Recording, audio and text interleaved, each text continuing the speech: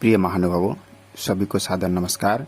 श्री गुरु महाराज जी कहते हैं कि संसार से जाने पर ही पूजा करते हैं। संसार के अंदर ज्ञानी पुरुषों का, महापुरुषों का कभी भी अभाव नहीं होता है। वे हर युग में हर समय ज्ञान के प्रचार करते रहते हैं और मानव समाज को विनाश से बचाते हैं। वे मानव के अंदर छिपी हुई आत्मशक्ति को जागृत करते हैं। जब वह शक्ति मानव के हृदय में प्रकट होती है तो वह मानव दानव न बन करके देवत्व को प्राप्त करता है। अतः जरूरत है समय के मौजूद ज्ञानी महापुरुषों की खोजने की और पहचानने की।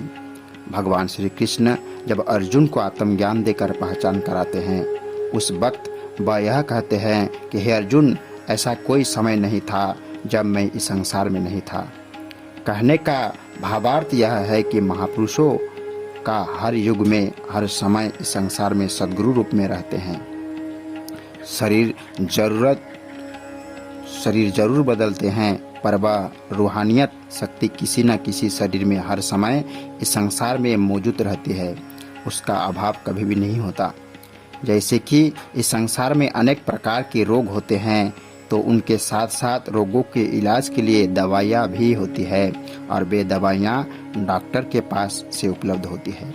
इसी प्रकार संसार के अंदर जब अनेक प्रकार के मानसिक रोग हैं, तो ऐसे ही आत्मज्ञानी डॉक्टर सद्गुरु भी संसार में जरूरत होते हैं, जो ज्ञान दे करके मन के रोगों को समाप्त कर देते हैं। समाज के अंदर आध्यात्मिक डॉक्टर के रूप में महामानव हमेशा रहता है। ऐसा कोई समय कभी नहीं था और ना ही रहेगा जब इस भूतल के ऊपर महापुरुष ना हो, पर हमारी सीमित बुद्धि से महापुरुष को पहचानने की कोशिश करें और पहचान ना सके। इतिहास यह बताता है कि जितने भी महापुरुष आए इस संसार में, उस समय लोगों ने उन्हें नहीं पहचाना। संसार से चले जाने के बाद ही उनकी महानता को पहचाना। हमारे समाज में यह उल्टी रीति है कि जब महापुरुष संसार में सशरीर मौजूद होते हैं, उस समय उनके पास जाकर उस दुर्लभ आत्मज्ञान को नहीं प्राप्त करते, बल्कि उनकी अवहेलना करते हैं और ना जाने उनकी महानता को तो गाते हैं, पर उस आत्मज्ञान से वंचित रह जाते हैं।